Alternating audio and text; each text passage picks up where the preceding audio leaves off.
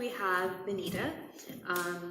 I met Benita at a fiber festival, and what she was doing was really interesting. So she has traveled the country, and she works with small farmers who have maybe 1 or 2 sheep, not a huge flock, and she pulls together wool from multiple different farmers and got that processed and spun at a larger scale, and then provide that to the community at different festivals and through her shop. And so she's got a lot of experience. She's worked across many different regions, and today she's going to be speaking about wool, different properties of wool, different types, how we can use it. So.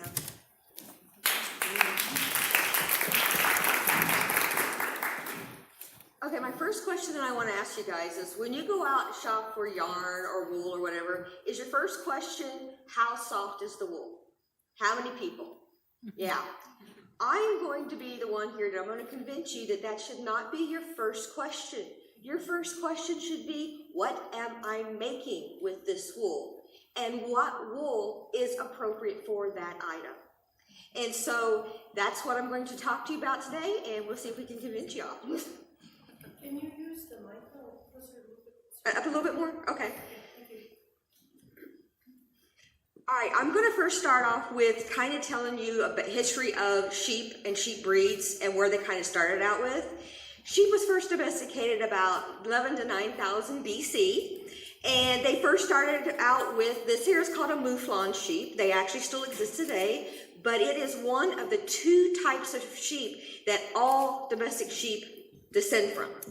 And so it is a meat sheep, it is a hair sheep, and at about 6,000 BC or so, they started developing wool. But they all came from this one and another type of sheep, but most of them came from this one, and I wanted to show you where it all started. So this being the mouflon, notice that he's all natural colored. This is the soya sheep. They are, they're pretty much the same sheep as they were in the Bronze Age.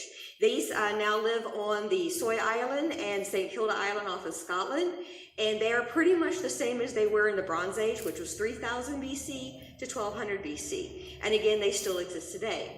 Now, like I said, all of the sheep, the original sheep, were all natural colored. The reason why they were natural colored is to help protect them from predators. If you think about animals in the wild, they try to blend in with the surroundings. Well, the sheep back then had to as well. And so really they didn't start trying to develop white sheep in the Mediterranean area until about 6,000 BC. By the time 4,000 BC came around, there was actually a thriving wool trade in Egypt and in the Middle East. And actually the city of Babylon translates to land of wool. And so you think about how important that was back then to them. So when the first sheep started developing the wool, they kind of, you know how our dogs will shed out and you can pluck their undercoat and everything out? That's kind of how the first sheep started. When they first started developing wool, they shed it. And so they would either pluck it from the sheep, or as the sheep would like rub up against bushes or whatever, they could actually go and collect that wool. And so with that in mind, they started doing some selective breeding. And what they did is they came up with sheep that would kind of lose its fiber all at the same time. And that would create a break in the fleece, which is called the roo line, and it's ROO. And if you don't roo a sheep, they kind of look like these, kind of scraggly looking things. But this is a Shetland ram here. He has a line here in his fleece where there is a natural break, and you actually can pull the fleece off of the sheep. Doesn't hurt the sheep in the least because of that natural break. And all you're basically doing is pulling the loose wool off. And by developing the sheep that did this, this is how they really started doing with the wool industry, because it was so much easier to get the fleece off of the sheep. So I wanted to show you these, and like I said, you can't see it down here because it's so light, but there is an actual line here where she is pulling that fleece off of the sheep. So, like I said, I'm just going to give you a brief thing here. Now, the Mediterranean area, Egypt, is all where most of the sheep came from, and that we know today that came into. Now, in 43 AD, the Romans invaded Great Britain. All right, you think about the breeds of sheep that we have here in the United States today. You've got your meat breeds and like Hampton, Suffolks and everything. They almost all came out of Great Britain. And this is the beginning of the sheep that were developed in Great Britain. All the ones in Great Britain were the natural colors, the soya and stuff like that. They brought in white sheep, and they crossed those white sheep with what the native Great Britain sheeps were, and they created what was called a white-faced sheep. This is a white-faced Dartmoor. It's actually a very old breed in Great Britain. This is a Ryland. They're really cute. And again, these are old breeds. Cotswold is a very old breed. And this is when they were starting to develop regional type of sheep in Great Britain. So that was just the beginning of what we know today, what here is available here in the United States. There are a few other kinds of sheep. These are called primitive breeds. Icelandic. What is really cool about the Icelandic breed is they've never let any other breed of sheep on the island. So these sheep are genetically identical to what the Vikings took to Iceland 1,000 years ago. Okay, the Shetland sheep, they believe that the Shetland sheep were also introduced into the Shetland Islands by the Vikings. So again, think of about 1,000 years ago. There were other sheep on the Shetland Islands. The rest of them are all extinct, and the only one that still exists is the Shetland. Now, one of the things I love about Shetland fiber is there's 3 types.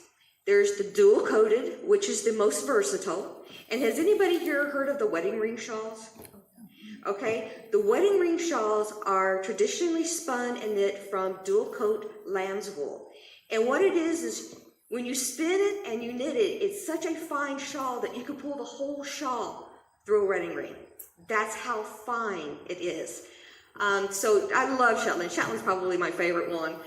Then there's the long and wavy, which it doesn't have as much of the dual coat, but it does still have a little bit, but it's a longer fiber. It's about 4 to 6 inches. And then there's the kindly or the single coated Shetland. It's shorter, 2 to 4 inches. Most of the ones that you're going to see here in the United States are the long and the wavy and the dual coated. And I have to admit, dual coat is my favorites. I'm going to go back up to the Icelandic real quick. Icelandic wool has 5 different levels to it. It has the outer coat, which is a hair-like kemp coat. It helps shed the water off of the sheep. That's called the tog, T-O-G. And then you've got each level down as you get closer to the skin, it gets finer and finer and softer and softer. And the little layer that's right against the skin is against the skin soft, and it's called the thell. Now, the Icelandic people don't separate it out as much as they spin it all together.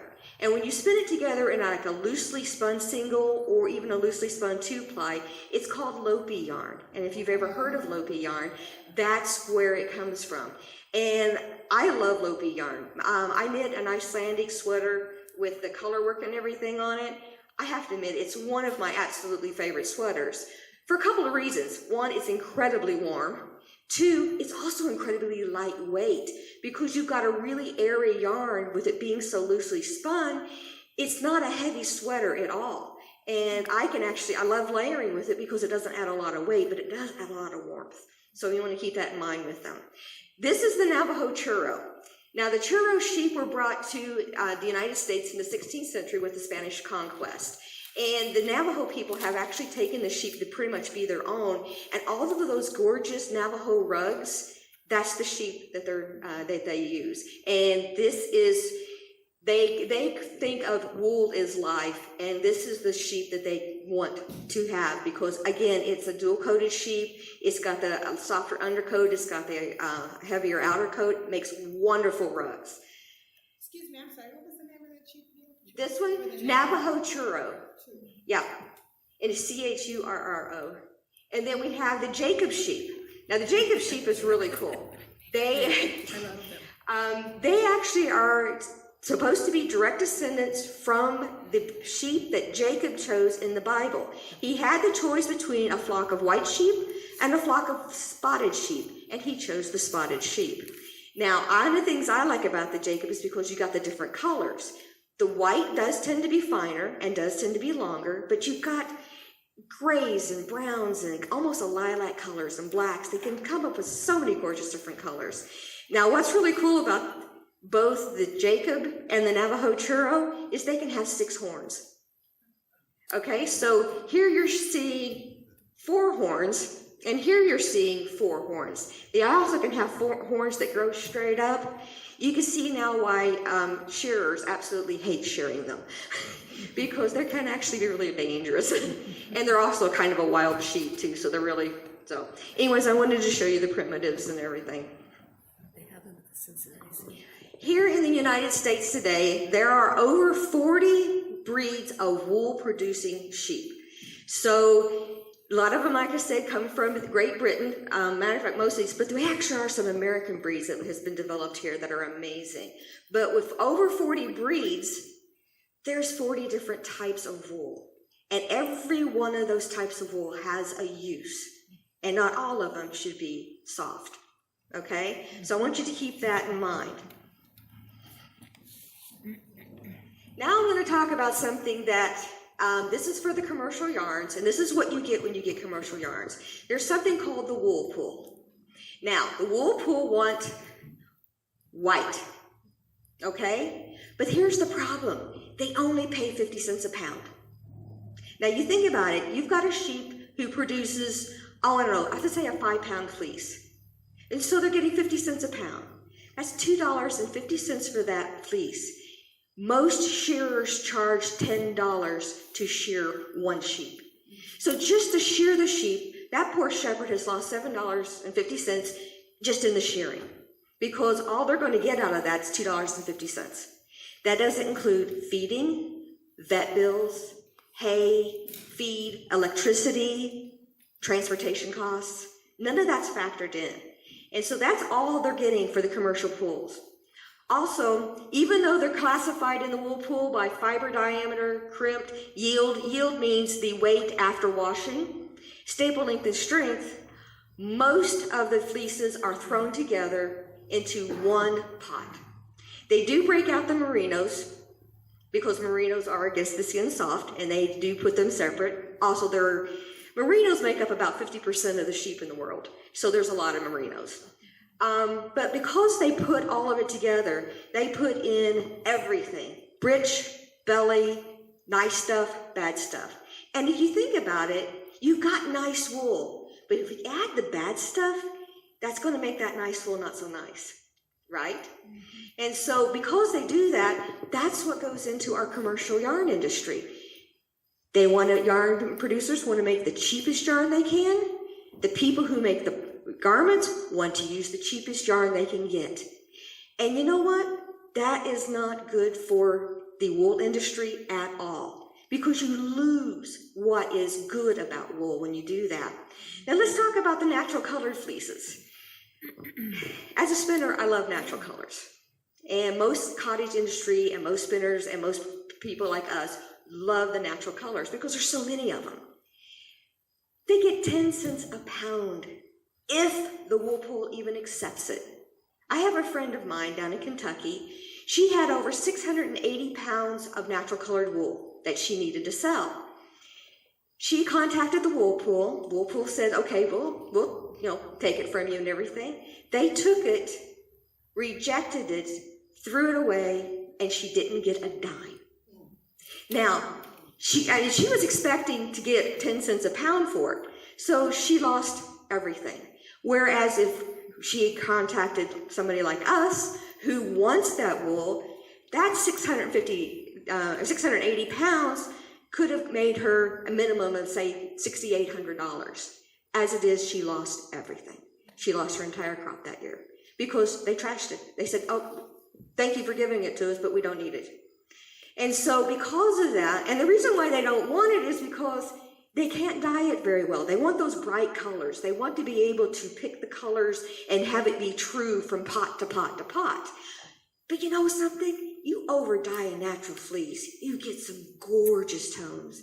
I mean, you think about it. You take a gray fleece, and you've got to think about what the fleece color is as being the underlying color. Take a gray fleece. When you dye it, it treats it as if it's a blue. So dye a gray fleece with reds, and you get some gorgeous purples. Take a tan fleece. Again, it treats it as if it's an undercolor. Tan gets treated as yellow. Over dye it with indigo or a blue, and you get some gorgeous teals and greens. So there's all obviously gorgeous colors you can get, but the wool industry doesn't want to deal with that. They want colors that they can go from pot to pot to pot, and it always be the same. So think about that. Also, natural color fibers tend to be coarser than white, and that's another reason why they don't want it. They want the white, which does tend to be finer. So when you're thinking about buying fiber to spin or whatever, think about the natural colors, but also over dyeing them, because that makes it so much more fun. So we're going to keep the wool pool in mind, because this is going to come up again here in a bit. Now, how many here have heard of Judith McKenzie? Yeah, if you get the opportunity to take a class from Judith McKenzie, grab it. She is one of the most knowledgeable people on wool I have ever met. She's a weaver, spinner, a sheep flock owner. Her daughter actually owns a Rambouillet flock out in, I think, Montana. If there's anything to know about wool, this woman knows it. She and the group of us were talking about different fleeces, and she was going through and judging some of the fleeces. And finally, she came up with a statement that when she said it, it's one of those things that was a profound thing for me. I've never forgotten it. And what she said is, there's no such thing as bad wool. There's a bad use of wool. Some is meant to wrap a newborn, some is meant to be mulch. I'm going to add to that. There's so many things for bad wool that can be used. Every wool has a use, but it's got to be in its proper context. So let's keep what Judith says in mind here. Now, how many people have you heard say, I'm allergic to wool? Yes. Okay. Only about 2% of the population has a true wool allergy. And how do you know if you have a wool allergy? It treats it as if it's an allergy. You have a stuffy head, you're coughing, you're sneezing, you break out in hives. It is an allergy. That's not an allergy. That is bad wool for the wrong use, okay? So you think about that wool pull.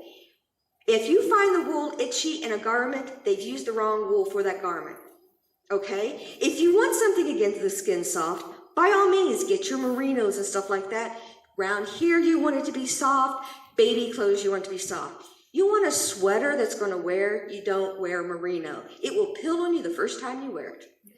What merino's use is, honest, it is excellent to go into the Italian market, textile market, be spun into a very fine single and woven for really nice fabric for like men's suits and that kind of thing. That's what its true use is for. So if people think it's itchy, go back to Judith's comment. There's no such thing as bad wool. There's a use that's bad for that wool. So we're going to keep that in mind too.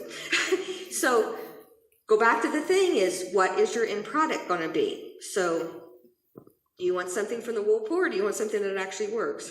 Now let's talk about the different uses of wool. Most people think of wool as the apparel side, right? So there's different things that you want. You want next to the skin. You want something that's sweaters, hats, mittens, gloves, baby blankets, shawls, scarves, socks. Okay, they all have a different need, right? Something that's here, the skin extra skin soft, you don't want to make socks out of it. Why do you think on merino sock yarn they add nylon? They add nylon because they know the merino itself isn't going to wear. It's not meant to be a hard-wearing wool. So keep this, and then also there's the rug, and I like the idea of insulation. There is a huge movement of people who are actually using wool that's not good enough to be used for the apparel, and they're using it as insulation. Think about it. It breathes. It's warm. It doesn't break down, and if it comes out and breaks, it's not bad for the environment. If the house burns down, you're not releasing a lot of fiberglass into the air. And then I like felted floor pads. There's actually a company out there who's taking the wool and they're felting the wool and turning it into floor pads to go underneath hardwood floors, carpets, and everything. Again, it breathes, and that's what I like. And then, of course, there's mulch. And one of the things that's nice about using the bad wool, belly, britch especially, for mulch is not only does it keep the moisture content down and helps keep the weeds down, think about it. Every time it rains, it fertilizes because it's got that natural fertilizer. Oh, and one of the things also I don't like about, the bridge obviously is really the worst part. I mean, it's the roughest part, it's the coarsest part. But this is something else that Judith said. Think about what belly wool is on sheep. She says basically it's sheep pubic hair. And so, I mean, that's the reason why you don't want that into your apparel, right? I don't want to wear sheep pubic hair. Okay, so let's talk about the different types of wool. Let's start with the fine breeds. Now, there are 3 breeds that are known to be fine. Of course, you have your merinos, and they're between 11 and 24 microns. Now, anybody know what a micron is? All right, for those who don't know, a micron is 1/1,000,000th of a meter. To put it in context, the human hair is on average 75 microns. So if you got something that's 11 to 24 microns, I mean, that's a third to a quarter of a human hair. That's how fine merino is. Merino has its uses. It is against the skin soft, and that's the reason why so much yarn is made out of it. The next one is Rambouillet. Now, Rambouillet is a cross between Spanish merino and French fine wools. And what it started out with was that in Spain, they had a monopoly on the merino. They developed the merino breed, and it's what kind of made them rich for a while. And so it was actually punishable by death to take merino out of the country. But the King of France decided he was going to help the French people with their wool industry. And he actually gifted, I forget how many rams of merinos that the French government then used to cross with their own, and they created the Rambouillet. And it's between 17 and 22 microns. So again, it's got that wonderful fineness of the Spanish wool. The last one is the Cormo. It began as a cross between Corriedale and merino, and it's started out in Australia. I love Cormo. It's so soft. It's almost cottony soft. I mean, I've knit with it, and it knits like wool, but when you feel it, it almost feels like cotton. It is just wonderfully buttery soft. The one bad thing about Cormo, though, if you sneeze at it, it will felt. But these are the perfect things for, now one that I put down here was athletic wear.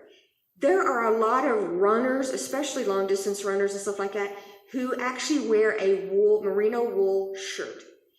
A couple reasons why. It wicks very well, it keeps them cool, and it doesn't hold odor. So you don't even have to wash it. When they get done with it, all they do have to do is hang it up, let it dry, and it's okay to wear the next time because it doesn't hold odor.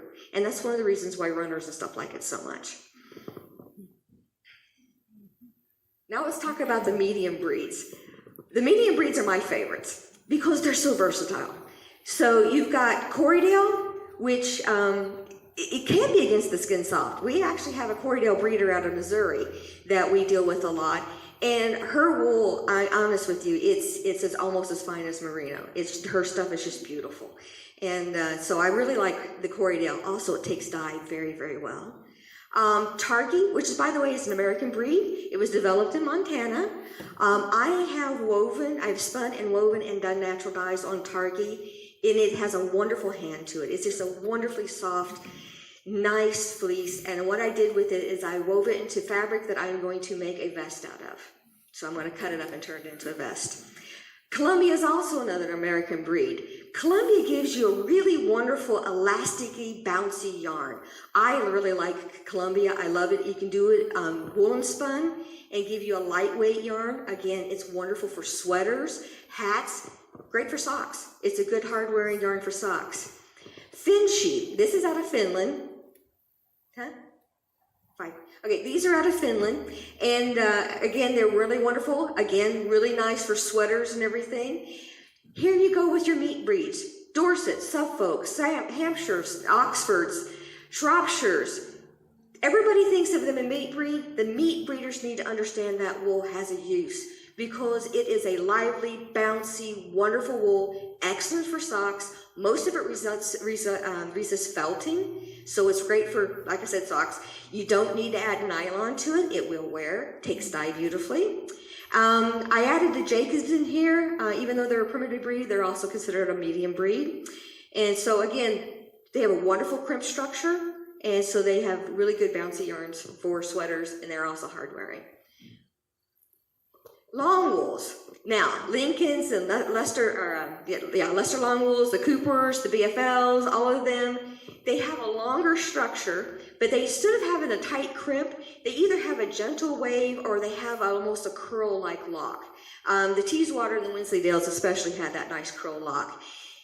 These are awesome yarns, but again, they have their use. They're not as obviously as fine. The micron count's higher. What they're great for, though, is for weaving. They're very strong. And I have woven with the Lincoln, and I've woven with BFL, and it gives you a beautiful, beautiful fabric. For one thing, they've got that shine that long wools have on them. They take dye very, very well. And if you really want the ultimate sock yarn, spin about 20% of Lincoln with any of the down wools, like the Shropshire and Hampshires and everything, and you've got socks you can pass down to your next generation. They are very hard-wearing, long-wearing socks. Like I said, though, I love weaving with long wools. So, there you go. Let's go with the rug and carpet wools. Navajo Churro, obviously I mentioned that before. Black Welsh Mountain is one of the only true black sheep. They're always going to be black, which is really nice. East Frisian is also a dairy sheep. If you've ever had East Frisian sheep cheese, it's delicious. I have a friend of ours who used to have a dairy flock and everything, and while she couldn't sell the sheep cheese to humans because of the whole industry thing, she sold it for pets, but we ate it anyway. So again, I mentioned the Icelandic, but the thing is these all get thrown into the wool pool too, and that's why you ended up with itchy wool. So let's go back to our beginning. Always consider the end product. Your first question should not be, is this wool soft? Your first question is, what am I making? If I'm making a sweater that I want to be lightweight, think of an Icelandic. If I want a sweater that's going to be warm and hard wearing, think of one of the down wools, one of the medium breeds. Always, is it going to be worn next to the skin? Does it need to be elastic or not? How will it hold up to hard wear? Always start at the end and work your way backwards when it comes to wool. Start with what you want it to become and what you want in it, then think about the right wool and do your research. The last thing I'm going to say is, one last consideration I do want you to make is there are a lot of small holders out there. People with small flocks, they may be breed specific, they may be mixed breeds. Never diss a mixed breed fleece. Some of them are the most beautiful ones I have ever worked with. But before you go and buy commercial yarn or commercially processed topper roving, look around, do your research, and find somebody who has the small flocks and help them so much. Because let's face it, 50 cents a pound for their wool is not going to get them very far. Thank you very much.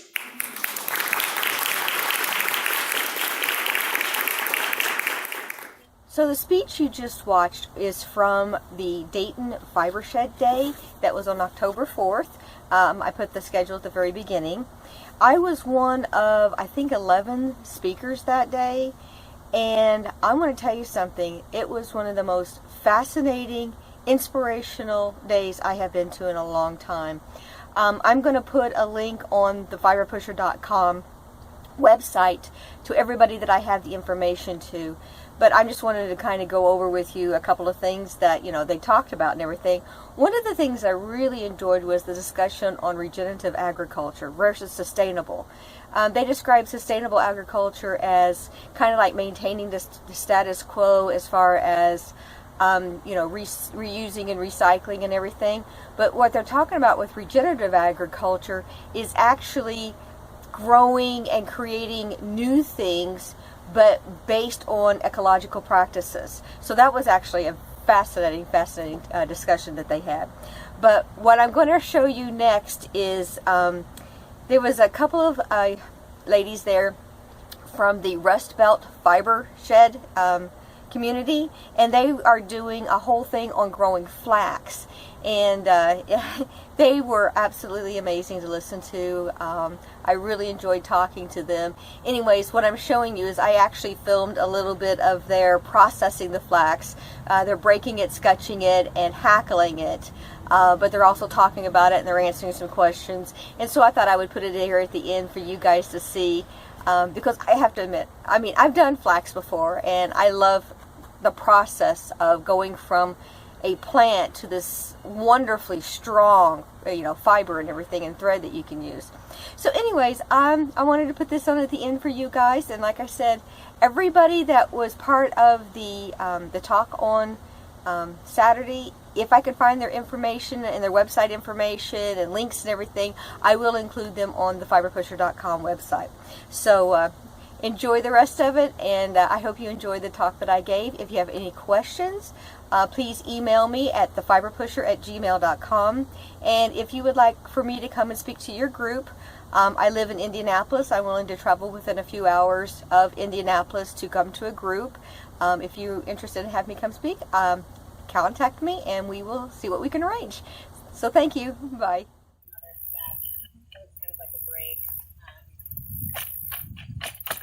So the outside crumbles off and you're left with the stronger fiber inside. Exactly, the stronger fiber inside. So and this is called breaking it.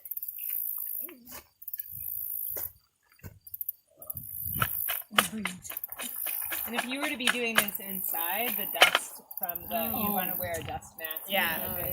It's very fibers are very small. So this is the next super technical step. It's called sketching. It's sketchy. Yeah. It's a board and it's a stick. I made this tool myself. Very impressive, I know. that tool myself. I made this tool. Yeah, she could brag about that one. So what you're doing here is you're getting all those little tiny pieces, some of these that didn't come off. You're getting that out. And in addition to getting them off, I've been reading a little bit about this and watching videos and talking to people. Some people say it conditions it too. I don't know. But you can see that those that piece that's coming off there. And some people will do this for a variety of time, but you really want to go until you kind of get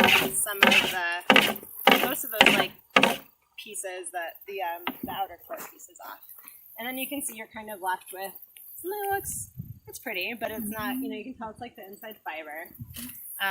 So when I think of fine Belgian linen, how do they bleach it?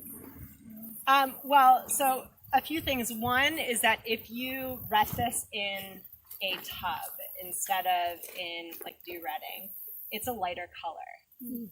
You can see the stalks are a lot more brown than if they would have been retted in a tub. The stalks themselves would be a lighter color. So the dew-retting turns it darker, like a more brown color. And then if you could bleach, you could bleach any fiber. So you just leave it outside in the dew? Yep. Leave it outside in the dew. I like that better. That seems like it's a lot easier. Yeah, it's a lot better for energy, a lot better for water usage, a lot better in terms of just general ecology, practices. And then a great just quick tip if you are going to do that because it's laid out, to flip it, because you have to flip it from time to time, and just stick a long pole under it and flip. Instead of hand. We were hand doing it. We're like, oh. Pardon me? you put something on it so it doesn't blow away in the wind. It's pretty heavy. It doesn't. We had some pretty windy days, and it did not blow away. I think it kind of because sticks to the grass. Well, and it sticks to itself also, because it's not a single layer. It's a thin layer, so it'll stick to itself. So then this step here, this is called hackling. So we have breaking, sketching, and hackling. And hackling is where I'll just leave those in there for now. It's where you comb it through, and you kind of saw this in the video that Troy showed as well. Tyler. Tyler, sorry, calling him Troy. Sorry, Tyler. Where are you? Oh, good, he's not here. So, you kind of just move this through, and this is like super meditative, but I could see if this was my full-time job, how maybe it wouldn't be. But yes, it's super sharp. I did cut myself actually because I just went, not just now, but earlier. I bought this. Yeah, I bought this from a fiber arts person on Etsy. We were gonna make our own, but I was reading about like the importance of the sharpness to really separate stuff. They do sell them online, like on eBay and stuff. You can buy historic ones, but what you can see right now is that it's really pulling out a lot of the shorter, coarser fibers, and essentially it's like combing it. Ideally, what you'd want after this stuff and what they used to do is a finer set of a finer hackle, so things set a little bit closer together. The nails would be a little bit more Thinner nails. Thinner nails, yeah. And then and you get this. So yeah.